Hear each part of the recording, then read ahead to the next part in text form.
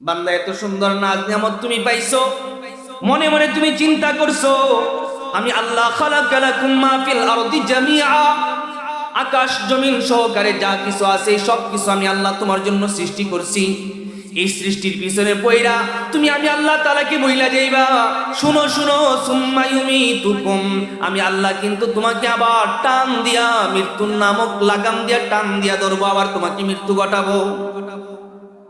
সার পাইবা না যদি তুমি সারা জীবন আইয়ুকুম আহসানু আমালা, উত্তম আমলগুলি তুমি করতে পারো, আমি আল্লাহ তোমাকে গ্যারান্টি দিলাম মৃত্যুর সময় মৃত্যুর আগে তোমার বাড়ি জান্নাতটা তোমার সামনে আমার ফেরেশতা ধরবে, দইরা বলবে মুত, তুমি একটু মৃত্যুবরণ করো। ইয়া ইবাদি, ও আমার বান্দা, ফাদখুলি ইবাদি, আমার জান্নাতের মধ্যে তুমি প্রবেশ করো প্রবেশ করো। বান্দা জান্নাত দিকে পাগল হইয়া যাবে, কেমনি বাড়িতে যাওয়া যায়, এত সুন্দর বাড়িতে কেমন করে যাব? মৃত্যুর কথার কোনো চিন্তা নাই, দুনিয়ার কথা সব ভুলে যাবে, কারণ নেক আমল করছে, আল্লাহ তাআলার সাথে কানেকশন জুড়াই দিছে, আল্লাহ যেমনে বলছেন এমনি চলছে। এবার ওই বান্দারা চিন্তা করবে তো সুন্দর জান্নাতের মধ্যে কেমনে যাওয়া যায়। ফেরেশতারা যখন দেখাইবে, দেখানোর সাথে সাথে পাগল হইয়া যাবে, এই জান্নাতের বাড়ির মধ্যে ঢুকতে চাই ঢুকতে চাই ঢুকতে চাই। ফেরেশতা বলবে তোমার একটা গাটি বাকি আছে, এই গাটির নাম হচ্ছে মাউত, তোমাকে মৃত্যু না দেওয়া পর্যন্ত, তোমার মৃত্যু না হওয়া পর্যন্ত তোমাকে এই জান্নাতের মধ্যে ঢুকানো যাবে না। এবার যখন মৃত্যুর সময় হবে, রাসূল আকরাম সাল্লাল্লাহু আলাইহি ওয়াসাল্লাম বলেন তার জন্য আকাশ থেকে একদল ফেরেশতা আসবে। এই ফেরেশতারা আসার সময় তারা শুভ্র কাপড় পরে আসবে, এরা হচ্ছে জান্নাতি ফেরেশতা। আয়েশা সুন্দর করে একজনের পিছনে আরেকজন সুন্দর করে লাইন ধরে বসবে। সামনে যে ফেরেশতা থাকবে এই ফেরেশতা অপেক্ষা করবে, দুইটা হাত একটা হাতের সাথে আরেকটা হাত লাগাইয়া আমরা যখন কারো কাছে কোনো কিছু চাই, ছোট বাচ্চাকে কোলে নিতে চাই, তখন দুইটা হাত সামনের দিকে বাড়াই দেই। এই ফেরেশতারা লাইন ধরে একজনের পিছনে একজন সুন্দর করে কাতার বাইন্ধা বসবে, এরকম করে হাতটা সামনের দিকে বাড়ায় রাখবে। জান্নাত থেকে আগন্তুক ফেরেশতার সামনে যে আজরাইল ফেরেশতা থাকবে, ওই আজরাইল ফেরেশতা ওই আল্লাহওয়ালা বান্দার রূহটা সুন্দর করে বের করবে। রূহ থেকে বের হওয়ার সাথে সাথে রূহ থেকে সুঘ্রাণ বের হওয়া শুরু হবে। ওই সামনে থাকার ফেরেশতা দুইটা হাত বাড়ায় দিবে, দিয়ে বলবে এমন একজন আল্লাহওয়ালা রূহটা ফিরায় রাখা যায় না, আমার হাতের মধ্যে দিয়ে যাও। সে একটু হাতের মধ্যে রাখবে, পিছনের জন্য আবার পিছন থেকে টানা শুরু করবে। এত সুন্দর রূহ, এত সুন্দর গ্রানওয়ালা রূহটা তোমার হাতের মধ্যে বেশি সময় রাখো না, আমার হাতের মধ্যে দিয়ে যাও। পিছনের জন হাতের মধ্যে আবার নিবে, এর পিছনে যে আছে সে আবার নিবে। আল্লাহর নবী সাল্লাল্লাহু আলাইহি ওয়াসাল্লাম বলেন হাদাল কাতারু ইলাস সামাই, এরকম করে একজনের হাত হাত হইয়া হইয়া একবারে প্রথম আকাশ পর্যন্ত যাবে। প্রথম আকাশের গেট দরজা বন্ধ থাকবে, সাথে কিন্তু জান কবজ করনেওয়ালা ফেরেশতাও আছেন, কিন্তু তার কাছে কিন্তু এই রূহটার জানটার তার নাই।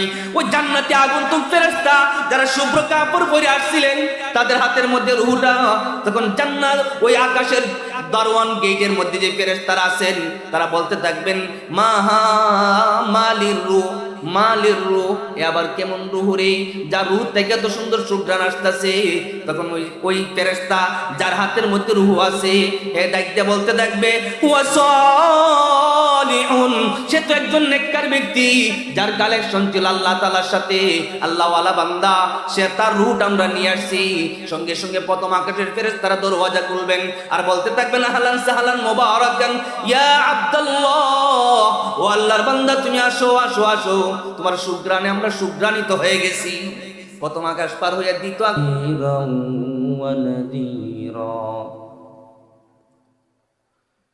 وداعيا إلى الله بإذنه وسراجا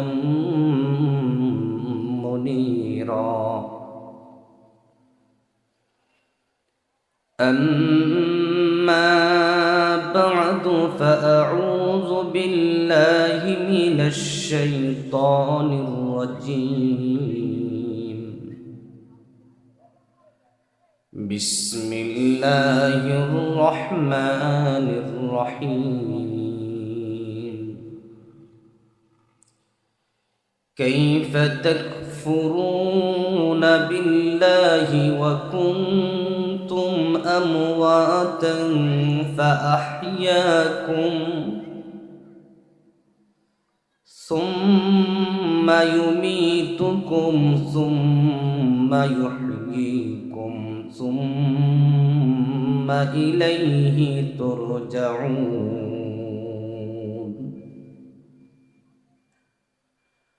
هو الذي خلق لكم ما في الأرض جميعا ثم استوى إلى السماء فسواهن سبع سماوات وهو بكل شيء عليم آمنت بالله صدق الله مولانا العظيم وصدق رسوله النبي الكريم ونحن على ذلك من الشاهدين والشاكرين والحمد لله رب العالمين اللهم صل على محمد وعلى آل محمد كما صليت على إبراهيم وعلى آل إبراهيم إنك حميد مجيد اللهم بارك على محمد وعلى آل محمد كما باركت على إبراهيم وعلى آل إبراهيم إنك حميد مجيد سبحانك لا علم لنا إلا ما علمتنا إنك أنت العليم الحكيم أستغفر الله لي ولكم ولسائر المسلمين فاستغفروه إنه هو الغفور الرحيم আলহামদুলিল্লাহ, মহান আল্লাহ তাআলার অসংখ্য অগণিত শুকর যে মহান রব্বুল আলামিন অত্যন্ত দয়া ও মায়া করে আজকের আয়োজিত চরলকিয়া ও চরপাকুন্দিয়া বাইতুল ইবাদা জামে মসজিদের উদ্যোগে পবিত্র তাফসিরুল কোরআন মাহফিলে আল্লাহ তাআলা আমাদেরকে আসার বসার, কোরআন ও হাদিস থেকে কিছু বলার এবং শোনার তৌফিক দান করেছেন। এই জন্য আমরা প্রত্যেকে অন্তরস্থল থেকে লফজে শুকুর, কালিমাতুশ শুকুর আদায় করি আলহামদুলিল্লাহ।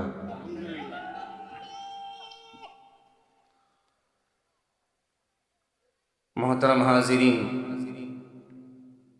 আপনারা হয়তো মাগরিবের নামাজের পর থেকে নিয়ে এ পর্যন্ত উলামা হযরতের জবান থেকে গুরুত্বপূর্ণ আলোচনা শুনছেন এবং রাত্র আনুমানিক 12টা পর্যন্ত উলামায়ে জবানের থেকে গুরুত্বপূর্ণ আলোচনা শুনবেন। এই অধিবেশনে এই মুহূর্তে আমি আপনাদের সামনে উপস্থিত হয়ে খুতবাতে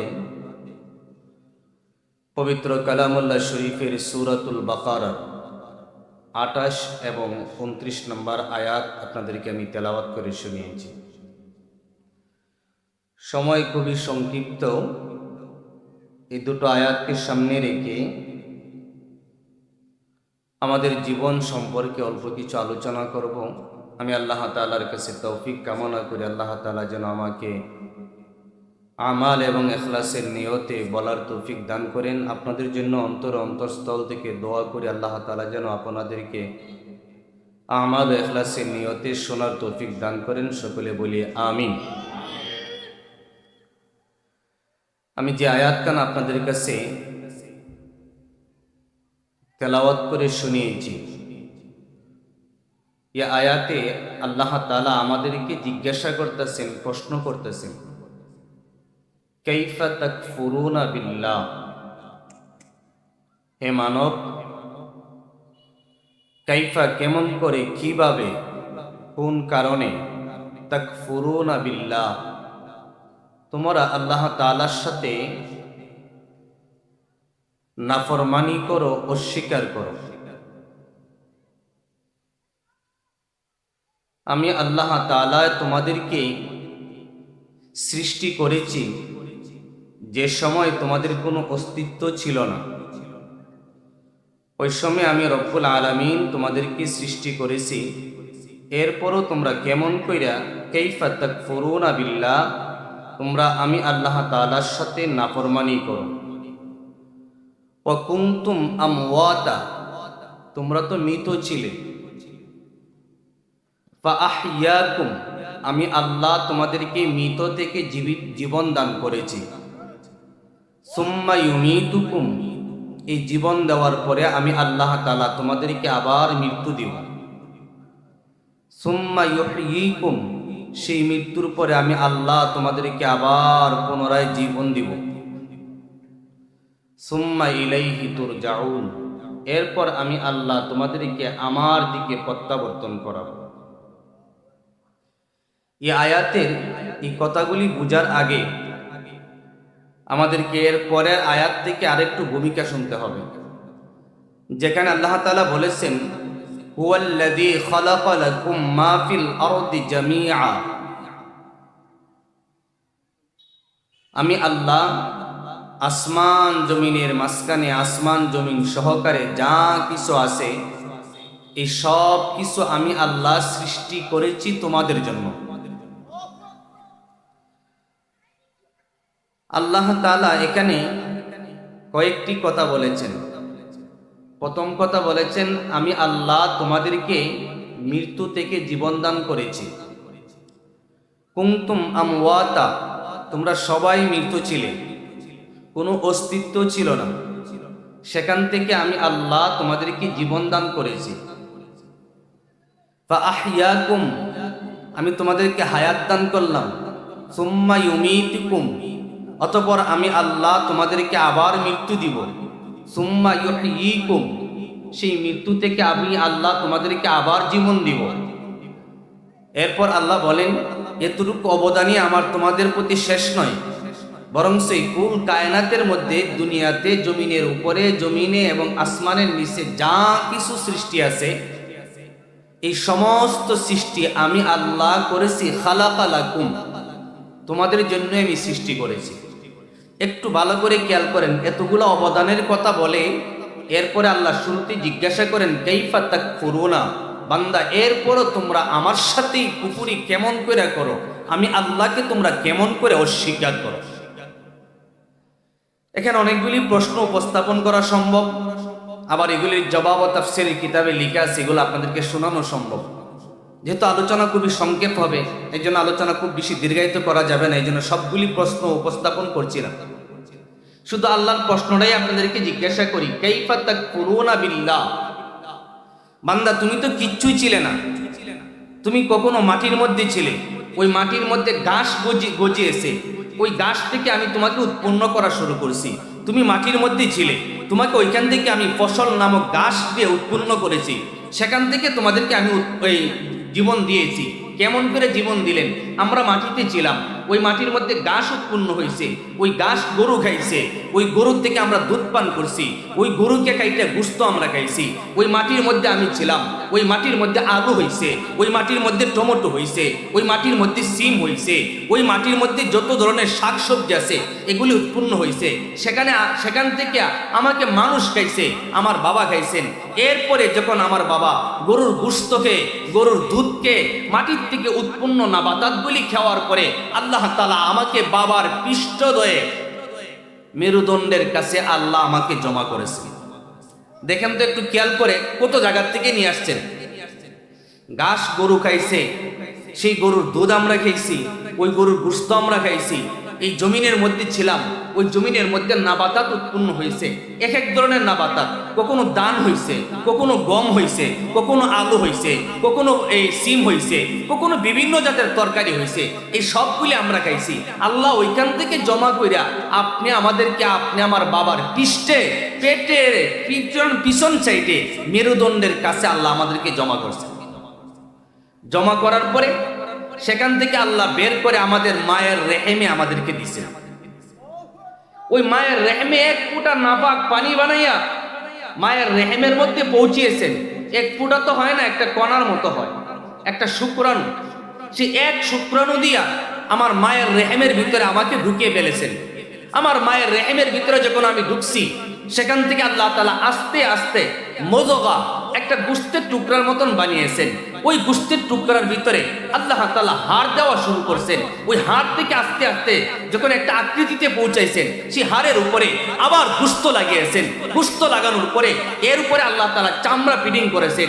এরপরে যখন যেখানে যেটা দেওয়া দরকার, পা যেখানে থাকা দরকার, পায়ের কয়টা জোড়া হওয়া দরকার, কয়টা আঙ্গুল হওয়া দরকার, প্রত্যেকটা আঙ্গুলে কয়টা করে আমাদের জোড়া হওয়া দরকার, কোন আঙ্গুলের মধ্যে নখটা কি পরিমাণ হওয়া দরকার, এইভাবে বাড়াইতে বাড়াইতে বাড়াইতে বাড়াইতে আল্লাহ তাআলা আমার পায়ে তালা থেকে নিয়ে মাথার তালু পর্যন্ত সবগুলি গজাইছেন। এই পর্যন্ত শেষ নয়, মায়ের পেটে যেখান থেকে আমি শ্বাস পালানোর পরে ওই শ্বাসটা দুনিয়ার আবহাওয়ার সাথে মিশে না, ওই জায়গার মধ্যে আল্লাহ রাব্বুল আলামিন আপনি আমাদের মাথার মধ্যে চুল গজাইছেন। এই পর্যন্ত শেষ নয়, আপনি আমাকে আল্লাহ তাআলা যা যা দেওয়া দরকার সব কিছু তার ভিতরে দিয়েছেন। দেওয়ার পরে আল্লাহ বলেন, আমি ওই বুতু নিহা, ওই পেট থেকে, রেহেম থেকে আমি আল্লাহ তোমাকে বের করে দুনিয়ার জমিনে মানুষ হিসাবে প্রকাশ করে দিয়েছি। চিন্তা করেন, আমরা কিচ্ছু ছিলাম না। আল্লাহ বলেন, হ্যাঁ ওয়া কুনতুম আমওয়াতা, তোমরা মৃত্যু ছিলে। ওই আমরা মাটির মধ্যে বসে আছি, ওই মাটির মধ্যে কত প্রাণ আছে। ওই মাটির থেকে ঘাস গজাবে, ওই মাটির থেকে ঘাস হবে, ওই গাছে ফলন ধরবে, ওই ঘাস গরু খাবে, ওই ঘাসে ওই গরুর দুধ আমরা খাবো, ওই গরুর গোশত আমরা খাবো। ওই যে এখান থেকে গাছ হবে, ওই গাছে ফল ধরবে, ওই গাছ আমরা খাবো। এরপরে আমাদের পুরুষদের পিঠের মেরুদণ্ডের কাছে আল্লাহ আমাদেরকে জমা করবেন, ওইখান থেকে মায়ের পেটে পাঠাইবেন। ওইখানে নিজের হাত দিয়া আল্লাহ নিজের কুদরতি ফয়সালা অনুযায়ী একজন মানুষের আকৃতি তৈরি করবেন।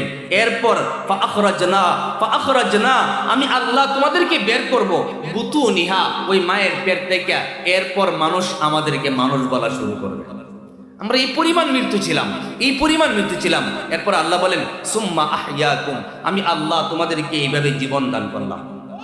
এই জীবনে যখন আমরা আসার পরে আস্তে আস্তে আমাদের চোখ শুরু হয়েছে, আমাদের কানের কার্যকারিতা শুরু হয়েছে, আমার হাতের কার্যকারিতা শুরু হয়েছে।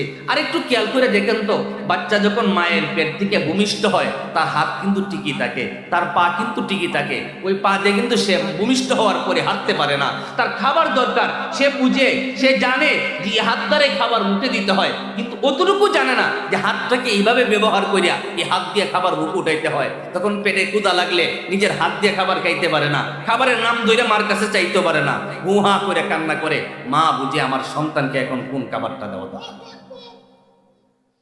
এই অঙ্গ প্রত্যঙ্গ আল্লাহ তাআলা সৃষ্টি করার পরেও আমরা তখনও মৃত মানুষের মতোই।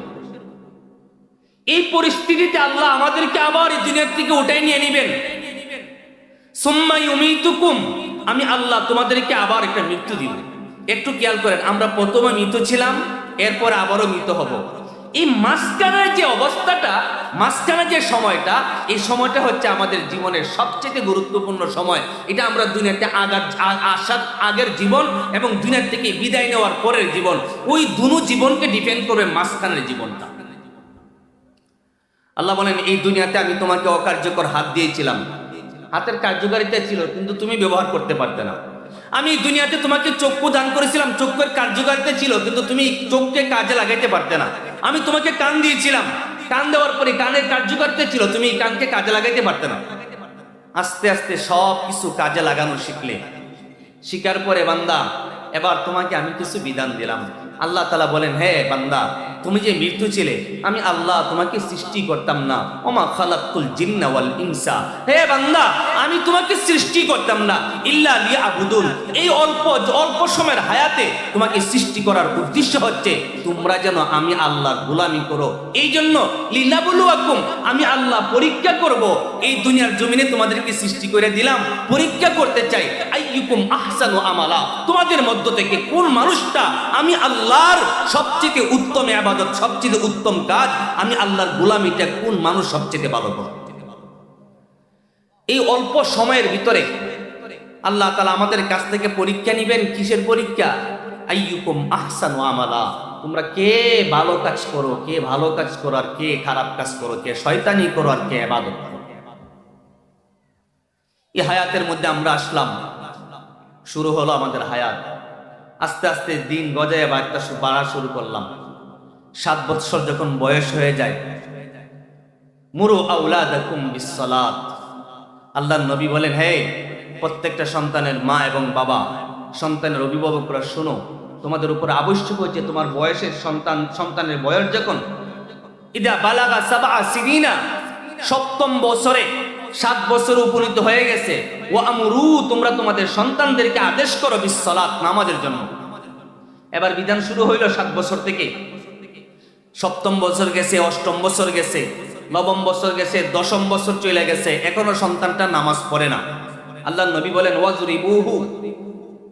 ওয়াজরিবু, তোমরা প্রহার করো আওলাদাকুম, তোমাদের সন্তানদেরকে, ইদা বালাগা আশারা সিনিনা, যখন তোমার সন্তানের বয়স 10 বছর হয়ে যায়, তখনও নামাজ পড়ে না, এমন সন্তানদেরকে তোমরা আহার করো, প্রহার করো, তাকে শাসন করো। কেন সে নামাজ পড়ে না?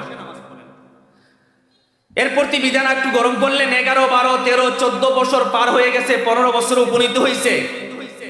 এবার ইসলামের নবী বলেন, এই সন্তানকে আর আদেশ করলে চলবে না, শুধু প্রহার করলে আর শাসন করলেই চলবে না, ওয়াহবিসুহু, ওরে বন্দী করো।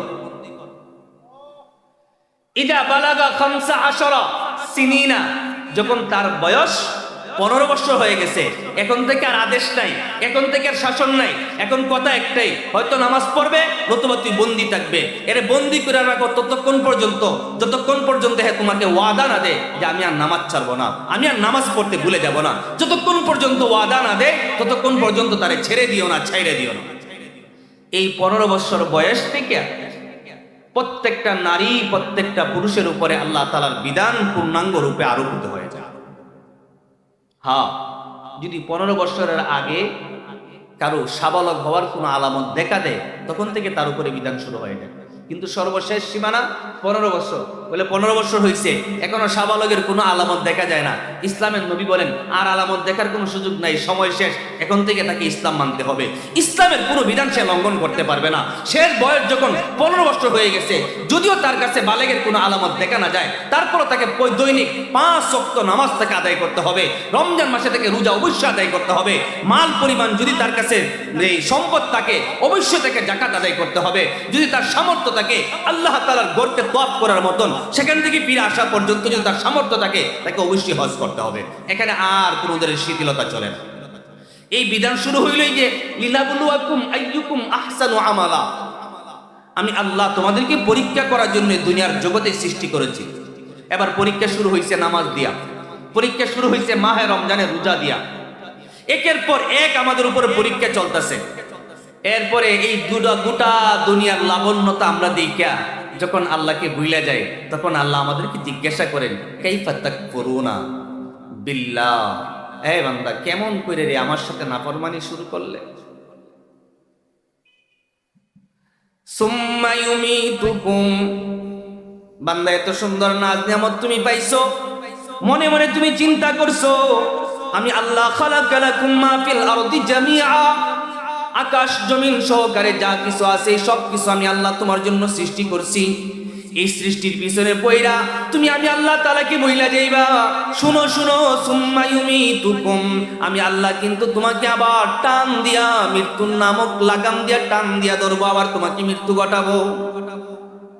সার পাইবা না যদি তুমি সারা জীবন আইয়ুকুম আহসানু আমালা, উত্তম আমলগুলি তুমি করতে পারো, আমি আল্লাহ তোমাকে গ্যারান্টি দিলাম, মৃত্যুর সময়, মৃত্যুর আগে তোমার বাড়ি জান্নাতটা তোমার সামনে আমার ফেরেশতা ধরবে, দইরা বলবে মুত, তুমি একটু মৃত্যুবরণ করো। ইয়া ইবাদি, ও আমার বান্দা, ফাদখুলি ইবাদি, আমার জান্নাতের মধ্যে তুমি প্রবেশ করো, প্রবেশ করো। বান্দা জান্নাত দিকে পাগল হইয়া যাবে, কেমনি বাড়িতে যাওয়া যায়, এত সুন্দর বাড়িতে কেমন করে যাব? মৃত্যুর কথার কোনো চিন্তা নাই, দুনিয়ার কথা সব ভুলে যাবে, কারণ নেক আমল করছে, আল্লাহ তাআলার সাথে কানেকশন জুড়াই দিছে, আল্লাহ যেমনে বলছেন এমনি চলছে। এবার ওই বান্দারা চিন্তা করবে তো সুন্দর জান্নাতের মধ্যে কেমনে যাওয়া যায়। ফেরেশতারা যখন দেখাইবে, দেখানোর সাথে সাথে পাগল হইয়া যাবে, এই জান্নাতের বাড়ির মধ্যে ঢুকতে চাই, ঢুকতে চাই, ঢুকতে চাই। ফেরেশতা বলবে তোমার একটা গাটি বাকি আছে, এই গাটির নাম হচ্ছে মাউত, তোমাকে মৃত্যু না দেওয়া পর্যন্ত, তোমার মৃত্যু না হওয়া পর্যন্ত তোমাকে এই জান্নাতের মধ্যে ঢুকানো যাবে না।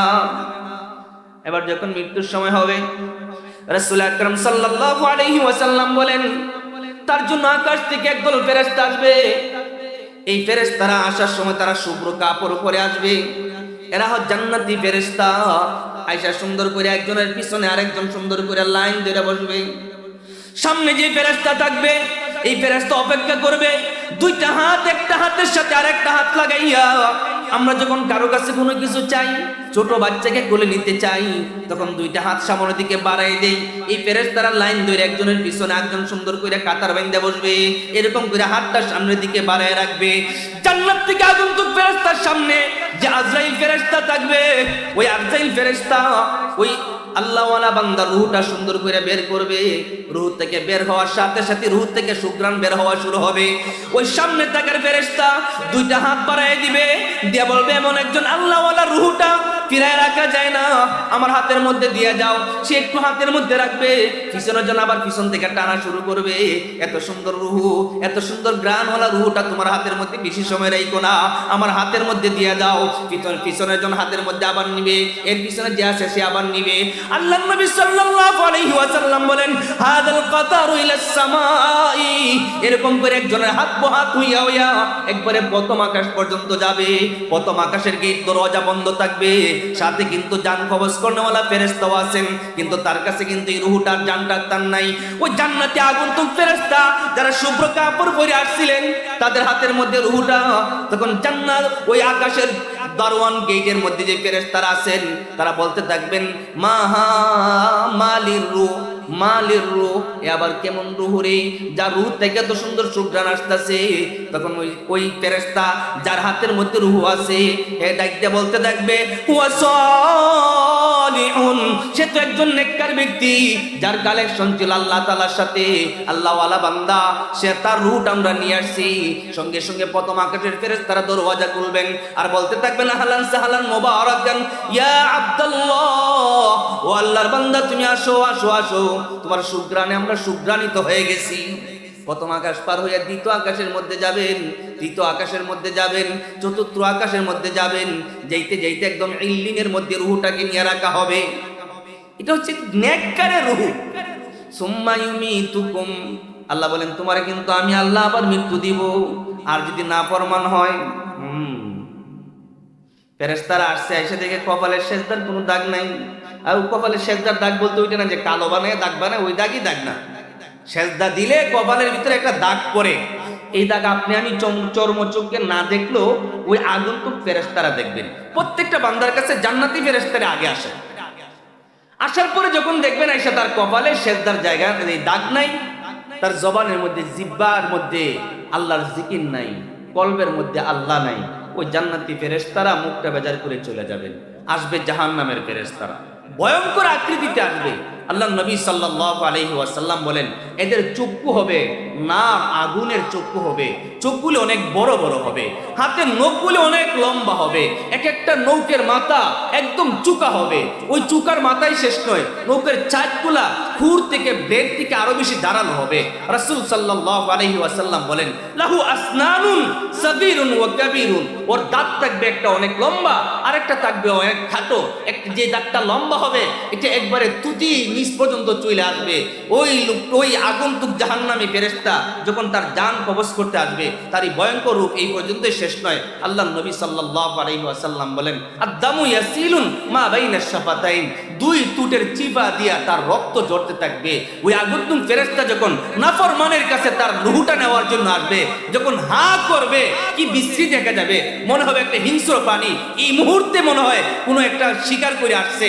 এমন অবস্থা যখন দাব দিয়ে তার রুহটাকে ধরতে যাবে, এই নাফরমান ব্যক্তিটা আত্মটা চিৎকার দিবে, জিহ্বাটা বার করে ফেলবে, নাইনে তার দুইটা চক্ষু কপালের দিকে উঁচা করে দিবে, সামনের দিকে তাকাইবে না, ডরায় চোখটা মুছবে না, তরতর করে কাঁপা শুরু করবে, অনেকে তো প্রস্রাব করে দিবে। এমন ভয়ঙ্কর অবস্থা হবে। ওই ফেরেশতা যখন তাকে চাপকল দিয়ে ধরতে চাইবে, ও জিহ্বা বার করে বুঝাইতে যাবে, আমার খুব তৃষ্ণা লাগছে। রাসূল সাল্লাল্লাহু আলাইহি ওয়াসাল্লাম বলেন, মানিকতাফারা ওয়া হুয়া ইয়ামুতু আতশানান, ওই ব্যক্তি নাফরমান ব্যক্তি যে আল্লাহকে অস্বীকার করে চলে, ওই মৃত্যুর সময় অত্যন্ত ক্ষুধা তৃষ্ণার্ত অবস্থায় মৃত্যুবরণ করবে, জিহ্বাটা শুকাই যাবে, কলিজা শুকাই যাবে। ওই ভয়ঙ্কর ফেরেশতার রূপ দিকা সঙ্গে সঙ্গে জিহ্বাটা বার করবে, সন্তানরা তার মুখের ভিতরে পানি দিবে, হলকমারে ফেরেশতা ওই পানি বন্ধ করে দিবে, হলকম ছেদ করে পানিটার ভিতরে তার কলিজা যাবে না। এমন অবস্থায় রাসূল বলেন, ওয়া হুয়া ইয়ামুতু, তার কলিজা ফাইটা সে মৃত্যুবরণ করবে। সুম্মা ইউমিতুকুম, আমি আল্লাহ তোমারে আবার মৃত্যু ঘটাইব। বান্দা তুমি চিন্তা করতে পারো, দুনিয়াতে আমি হায়াত পায়া মাস্তারি করলাম, বাটপারি আর সিটারি কইরা চললাম, তো কি হইছে? মৃত্যুবরণ করলে তো আমি শেষ। আল্লাহ বলেন, না রে না, সুম্মা আহইয়াকুম, আমি আল্লাহ তোমার আবার কিন্তু হায়াত দিব, আবার জীবন দিব। তোমারে আবার কবরের মধ্যে রাখার সাথে সাথে দুইজন ফেরেশতা তোমার কাছে পাঠাই দিব। ওই দুইজন ফেরেশতা যা আমালাকানে, দুইজন ফেরেশতা তোমার কাছে আসবে, আয়েশা তোমারে সুন্দর কইরা ইয়াজলিসানুহু, দুইজনে মিল্লা তোমারে সুন্দর করে দইরা উঠে বসাবে, বসে জিজ্ঞাসা করবে, মার রব্বুকা, তুমি যদি দুনিয়াতে আমি রবের ইবাদত কইরা থাকো তাহলে তুমি উত্তর দিতে পারবে রব্বি আল্লাহ, আর যদি নাফরমানি কইরা থাকো তাহলে উত্তর দিতে পারবে না। বেহুদার মতন হা হা লা আদরি জিজ্ঞাসা করবে, ফেরেশতারে তোমরা কি জিজ্ঞাসা করছো? লা আদরি, আমি তো কিছুই বুঝতাছি না। ফেরেশতারা জিজ্ঞাসা করবে, ওমান দিনুকা, তোমার ধর্মটা কি? বলবে লা আদরি, আমি বুঝতাছি না, আমি বুঝতাছি না। ফেরেশতারা জিজ্ঞাসা করবে, ওমান হাদার রাজুল আল্লাযী বুইসা ফীকুম, তুমি ওই ব্যক্তিটাকে চিনো কিনা যাকে তোমাদের কাছে নবী হিসাবে প্রেরণ করা হয়েছিল? বদকার হওয়ার কারণে হুয়া রাসূলুল্লাহ এই কথা বলতে পারবে না, বদকার বলতে থাকবে লা আদরি, আমি জানি না। আল্লাহর রাগ খুব বাইরে যাবে, ফেরেশতাদেরকে আল্লাহ বলবেন তোমরা সরে যাও। ফেরেশতারা সরে যাওয়ার সাথে সাথেই আল্লাহ তাআলা আকাশ থেকে গায়বী আওয়াজ দিবেন, ফাফরিশুহু মিনান নার, ওই জাহান্নাম, ওই নাফরমানের বা ওই নাফরমানের কবরটার নিচে, তার নিচে তোমরা জাহান্নামের বিছানা বিছায় দাও। ওয়াল বিসুহু মিনান নার, ওরে জাহান্নামের পোশাক তার শরীরে পরাইয়া দাও। রাসূল বলেন, এই পর্যন্ত শেষ নয়, দুই পাশের মাটি এত দূরে চলে যাবে। ওই নাফরমান যদি ডান পাশে তাকায়, ডান পাশে কবরের মাটি দেখবে না, বাম পাশের কবরের মাটিও দেখবে না, দুই পাশের মাটি আবার দৌড়ে তার কাছে আসবে। রাসূল হাত দিয়ে দেখান, একটা আঙ্গুল যেমন আর একটা আঙ্গুলের ভিতরে ঢুকে গেছে, দুই পাঁজরের মাটি, দুই পাঁজরের হাড় গুলা এইভাবে তারকে একসাথে মিশাইয়া চুরমুর করে একসাথে করে ফেলবে। এরপরে শেষ নয়, আল্লাহ আবার ডাক দিবেন, সে স্বাভাবিক হয়ে যাবে। একজন ফেরেশতা হাতুড়ি নিয়ে তার কাছে দাঁড়াইবে। দাঁড়ায় রাসূল সাল্লাল্লাহু আলাইহি ওয়াসাল্লাম বলেন, এই হাতুড়ি দিয়া যদি বিশাল বড় একটা পাথরের পাহাড়ের মধ্যে, লাউ যরাবা আলাল জিবাল, যদি একটা পাথরের পাহাড়ের মধ্যে আঘাত করা হইতো, লাউ তোরাবা, মুহূর্তের ভিতরে পাথরের পাহাড়টা মাটি হয়ে যাবে। এমন একটা হাতুড়ি নিয়া ওই নাফরমানের কাছে একজন ফেরেশতা থাকবে, তারে বাইরানি শুরু করবে। যদি নাফরমান হইয়া থাকে তারে বাইরাইতে থাকবে, এই পর্যন্ত এক আযাব জ্বলতে থাকবে। আল্লাহ তাআলা খুব নিয়া বলবেন, ওই নাফরমান দুনিয়ার সামান্য হায়াত পায় আমারে ভুইলা গেছিল, ওই নাফরমানের চাইরা দেওয়া যায় না। ও ফেরেশতারা শুনো শুনো, তার কবরের মধ্যে তোমরা জাহান্নামের আগুন ধরায়া দাও। এ হচ্ছে নাফরমান। আল্লাহ স্মরণ করাই দিলেন, সুম্মা ইউমিতুকুম, মৃত্যুর পরে চিন্তা করছো শেষ? আরে না না না, সুম্মা ইউহয়িকুম, আমি আল্লাহ তোমাদেরকে আবার পুনরায় জীবন দিব। ওই জীবনে শুধু শাস্তি ভোগ করতে থাকবে যদি নাফরমানি কইরা থাকো। এরপরে সুম্মা ইলাইহি তুরজাউন, তোমাদেরকে আবার আমার হাসরের মাঠে আমি দাঁড় করাবো। হ্যাঁ, এই জন্য আমাদেরকে খুব সতর্কতার সাথে খুব হিসাবের সাথে এই জীবন যাপন করতে হবে।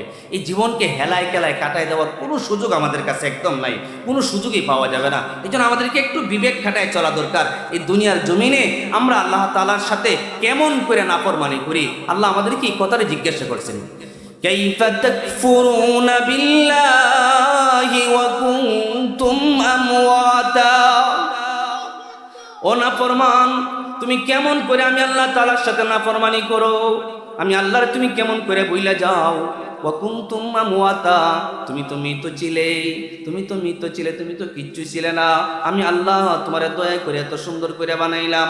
আল্লাহর দেওয়াই কপালটা, আহা, আল্লাহর সামনে মা আল্লাহর কুদরতি পায়ে ঠেকাইয়া সেজদা আমরা দিতে পারি না। আল্লাহর দেওয়াই সুন্দর দুইটা চক্ষু দিয়া আল্লাহ তাআলাকে দেখার দরকার ছিল। এই দুইটা চোখ করে আল্লাহর দেখার জন্য পাগল পারা বানায় রাখা দরকার ছিল, কিন্তু আল্লাহর দেখবো কোথায় দিকে? আমরা মসজিদে দিকে ভালো করে তাকাইতে পারি না। হ্যাঁ, আল্লাহর দেখবো কোথায় দিকে? যে কালামুল্লাহ শরীফ, কোরআন শরীফ, এই কোরআনের দিকে তাকায় থাকতে পারি না। আল্লাহর নিয়ামতটা যে দিকে দিকে চিন্তা করা দরকার ছিল। এত সুবিশাল আকাশ, আমরা একটা সামিয়ানা, একটা পর্দায় ঝুলাইতে পারি না, ঠেক দেওয়া ছাড়া, খুঁটি ছাড়া। তাহলে এত সুন্দর আকাশটা কেমন করে বানায় রাখছেন, চিন্তা করা দরকার ছিল আমাদেরকে। কিন্তু কই, আমরা তো এই চিন্তাই করতে পারি না। আমাদের উচিত ছিল, আল্লাহ এত সুন্দর হাতটা আমাদেরকে দান করছেন, এই হাতটা তো আল্লাহর কাজে লাগানো দরকার ছিল। যখন আমরা লাগাইতেছি না, যখন আমরা এই অঙ্গ প্রত্যঙ্গকে আল্লাহ তাআলার দিকে আমরা ব্যয় করতেছি না, তখন আল্লাহ তাআলা আমাদেরকে সৃষ্টি করছিলেন উৎকৃষ্ট হিসাবে। এবার আল্লাহ ঘোষণা করেন, উলাইকা কাল আনআম, ওরা চতুষ্পদ জানোয়ারের চেয়ে নিকৃষ্ট। চতুষ্পদ জানোয়ারের মতো, বালহুম আদাল, অথবা চতুষ্পদ জানোয়ারের চেয়ে আরো বেশি নিকৃষ্ট। আচ্ছা, মানুষ তো সৃষ্টিকুলের শ্রেষ্ঠ। সৃষ্টির মধ্যে যা কিছু আছে সব কিছুকে আল্লাহ তাআলা অর্ডার দিচ্ছেন, কুন, তুমি হও। কিতাবে লিখে, কালামে পাকে লিখে আছে ফায়াকুন, অথবা সেটা হয়ে গেছে। শুধু মানুষ সৃষ্টির ক্ষেত্রে আপনি আমার আদি পিতা আদম আলাইহিস সালাতু ওয়াস সালামকে আল্লাহ সৃষ্টি করছেন নিজের হাত দিয়ে, তার কুদরতি চেহারাটাকে, কুদরতি হাত দিয়া মানব আকৃতির এই চেহারাটাকে আল্লাহ নিজের কুদরতি হাত দিয়ে সৃষ্টি করছেন। এত সুন্দর সৃষ্টি আল্লাহ করলেন। করার পরে আমরা যখন সেই আল্লাহ তাআলাকে ভুলে যাচ্ছি, আল্লাহ তাআলাকে আমরা আল্লাহ তাআলা থেকে আমরা নিজেরা পিছপা হয়ে গেছি, তখন আল্লাহ আমাদেরকে জিজ্ঞাসা করেন, কাইফা তাকফুরুনা বিল্লাহ, তোমার তো এই দুনিয়ার হায়াত ছিল না, তুমি কেমন কইরা আমি আল্লাহ তাআলার সাথে নাফরমানি করছো? আমি আল্লাহ না তোমার সৃষ্টিজীবের শ্রেষ্ঠ বানায় সৃষ্টি করলাম, তোমার শ্রেষ্ঠত্ব নাই কেন? তোমার ভিতরে শ্রেষ্ঠত্ব নাই কেন? তুমি কেন উলাইকা কাল আনআম, চতুষ্পদ প্রাণীর মতো হতে গেলে? বালহুম আদাল, চতুষ্পদ প্রাণীর চেয়ে তুমি আরো নিকৃষ্ট হতে গেলে কেন? এই জন্য এই হায়াতের জীবনটাকে আমাদেরকে কাজে লাগানোর জন্য দুইটা হাতিয়ার আমাদের লাগবে। এক নাম্বার হাতিয়ার হচ্ছে ঈমান, দুই নাম্বার হাতিয়ার হচ্ছে নেক আমল। এই দুই জিনিস যার ভিতরে থাকে না, উলাইকা কাল আনআম, ও চতুষ্পদ জানোয়ারের মতো। এই কথা বইলে আল্লাহর খুব শেষ হয় নাই, আল্লাহ বলেন বালহুম আদাল, ও চতুষ্পদ জানোয়ারের চেয়ে আরো বেশি নিকৃষ্ট। এই জন্য আমাদেরকে আগে ঈমানওয়ালা হতে হবে। আপনারা কইবেন এই কথা আপনি তাফসীর করে গেছেন, আমি তাফসীর করে শুধু বলছি, ব্যাপারটা এরকম না। আপনি কালামে পাকে সূরাতুর রহমান খুলে দেখেন, আল্লাহ শুরুতে বলছেন আর রহমান আল্লামাল কুরআন খালাকাল ইনসান। আল্লাহ বলেন মানুষ দুই পাওয়ালা, দুই চক্ষুওয়ালা, দুই হাতওয়ালা হইলে মানুষ হয়ে যায় না, বরং আল্লাহ বলেন আল্লামাল কুরআন খালাকাল ইনসান, আমি কোরআন শিক্ষা দিয়ে মানুষকে মানুষ বানাই। এটা হচ্ছে আসল মানুষ। দুই চক্ষুওয়ালা, দুই হাতওয়ালা, দুই পাওয়ালা মানুষ হইলে সে মানুষ হয় না। মানুষ হতে হলে তার ভিতরে ঈমান থাকতে হয়, নেক আমল থাকতে হয়। ঈমান আর নেক আমল ওই ব্যক্তির ভিতরে আছে যার ভিতরে কোরআন আছে। এই জন্য কোরআন আমাদের সবচেয়ে বড় হাতিয়ার। এর চেয়ে বড় কোনো হাতিয়ার হতেই পারে না। এই কোরআন ছাড়া জীবন যাপন করতে গেলে আমাদের জীবন সব শেষ হবে। এই জন্য কোরআন হবে আমাদের এক নাম্বার টার্গেট। কোরআন আমাকে যা বলছে আমি তা মানবো, কোরআন আমাকে যা বলছে আমি তাই করব, কোরআন যা নিষেধ করতে বলছে আমি জীবনও সেটা করব না। এটা যদি আমাদের টার্গেট থাকে, আমাদের ভিতরে ঈমান থাকে, সত্যিকার অর্থে আমরা মানুষ পৃথিবীর শ্রেষ্ঠ জাতি হতে পারবো। আর যদি আমাদের ভিতরে ঈমানও না থাকে এবং নেক আমল না থাকে, তাহলে আমার চেয়ে নরাদম, আমার চেয়ে নিকৃষ্ট আর কেউ হতে পারে না, আর কেউ হবে না, আমরাই সবচেয়ে বেশি নিকৃষ্ট হব। এজন্য সবার কাছে বিনীত আরজি পেশ করছি, অনুগ্রহ কইরা দয়া কইরা আমাদের এই হায়াত, আমরা একসময় মৃত ছিলাম, আল্লাহ হায়াত দিছেন, আবার মৃত্যু ঘটাইবেন, এরপর আবার পুনরায় জীবন দান করবেন। আমরা যেন এই অল্প হায়াত, দুনিয়ার অল্প হায়াতে আল্লাহকে ভুলে না যাই, আল্লাহকে যেন প্রত্যেক হালতে প্রত্যেক অবস্থাতে আল্লাহ তাআলাকে স্মরণ করতে পারি। আল্লাহ তাআলা আমাদেরকে তৌফিক দান করুন। এ পর্যন্ত যা আলোচনা করলাম, আমাদের প্রত্যেককে আল্লাহ তাআলা এই আলোচনার মধ্যে যত খাইরিয়াত আছে, বালায়াত আছে, সমস্ত বালায়াত দান করুন, সমস্ত খারাপি থেকে আমাদেরকে হেফাজত করুন। সবার পাতে হই, সবার পাতে হই, সবার পাতে হই।